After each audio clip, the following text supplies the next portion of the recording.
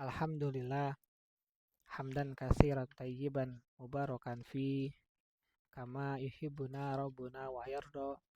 Asyhadu an la ilaha illallah wahdahu la syarikalah wa asyhadu anna Muhammadan abduhu wa rasuluhu alladzi la nabiyya ba'da amma ba'du.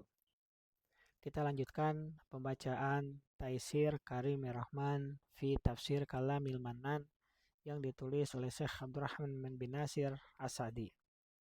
Masuk kita pada tafsir Quran surat Al-Anbiya ayat yang ke-91 sampai dengan 94. Ayat yang ke-91, A'udzubillahi minasyaitonirrajim. Wallati ahsanat farjaha wa fanafakhna fiha min ruhina wa ja'alnaha wabnaha ayatan lil alamin. Dan ingatlah kisah Maryam yang telah memelihara kehormatannya. Lalu kami tiupkan ke dalam tubuhnya ruh dari kami. Dan kami jadikan dia dan anaknya tanda kekuasaan Allah yang besar bagi semesta alam. Tafsir ayat yang ke-91.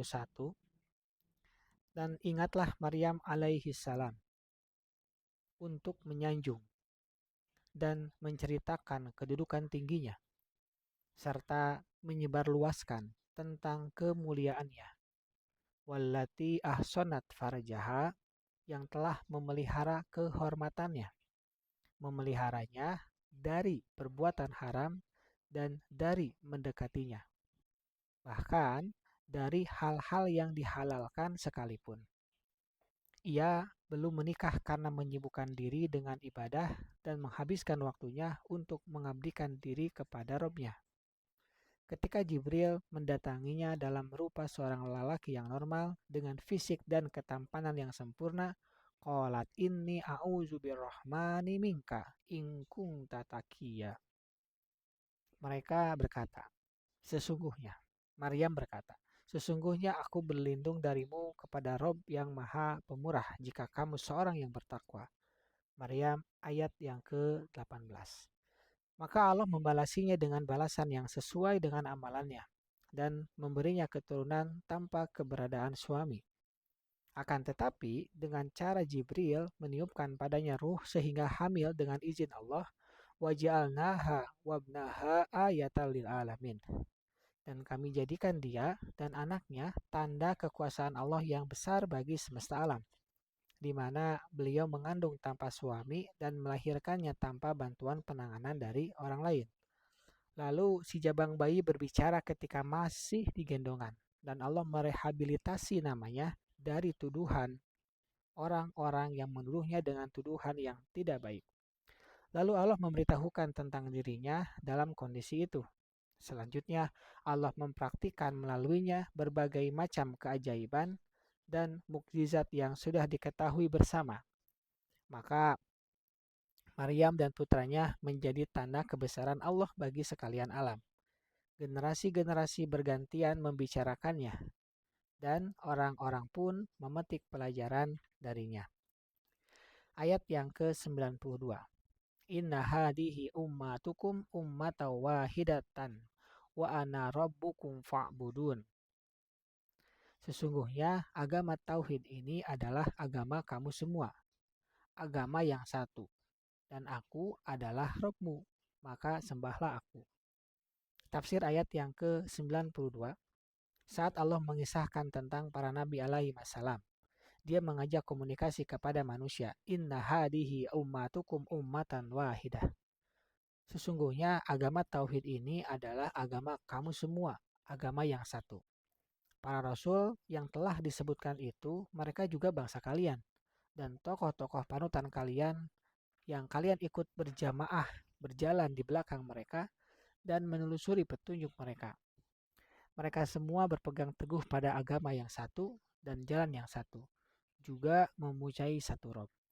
Karenanya Allah berfirman, wa ana rabbukum, dan aku adalah Robmu. Akulah yang menciptakan kalian dan merawat kalian dengan nikmatku yang berkaitan dengan agama ataupun kehidupan duniawi. Jika Rob kalian satu dan nabi kalian satu, agama kalian satu, yaitu penyembahan kepada Allah semata. Tidak ada sekutu baginya dalam seluruh ragam ibadah. Maka tugas dan kewajiban yang mesti kalian tunaikan adalah melaksanakan tugas itu, beribadah kepada Allah semata. Oleh sebab itu, Allah berfirman, "Fa'budun," maka sembahlah aku. Allah menempatkan urutan perintah beribadah kepadanya berdasarkan keterangan sebelumnya dengan huruf fa, yaitu mengurutkan sebuah sebab masalah berdasarkan faktor penyebabnya.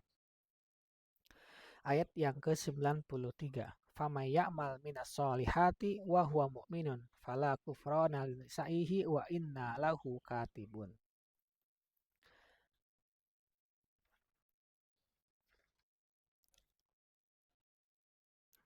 Dan mereka telah memotong-motong urusan agama mereka di antara mereka. Kepada kamilah masing-masing golongan itu akan kembali. Tafsir ayat yang ke-93. Idealnya bersatu padu pada perkara ini dan tidak berpecah belah di dalamnya, akan tetapi dorongan bertindak zolim dan melampaui batas, menolak persatuan dan hanya menerima keadaan terpecah-pecah dan terpisah-pisah.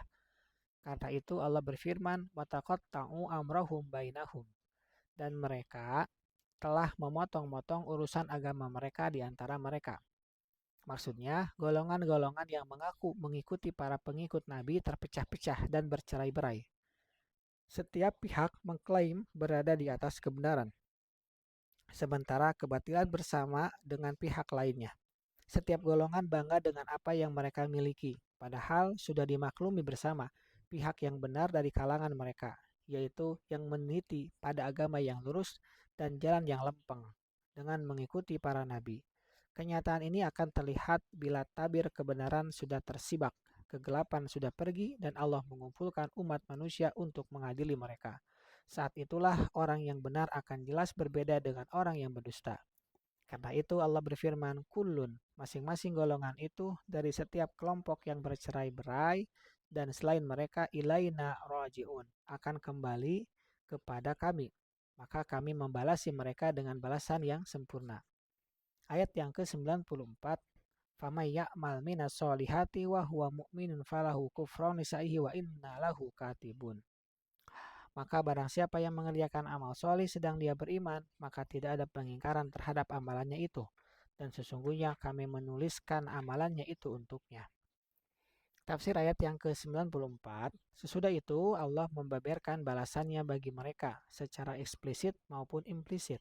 Allah berfirman, "Faman ya'mal minas solihati," maka barang siapa yang mengerjakan amal solih, yaitu amalan-amalan yang telah disyariatkan oleh para rasul dan dianjurkan oleh kitab-kitab Allah, wa huwa mu'minun, sedang dia beriman kepada Allah dan para rasulnya, serta risalah yang mereka emban, fala kufrana lisa'ihi, maka tidak ada pengingkaran terhadap amalan itu.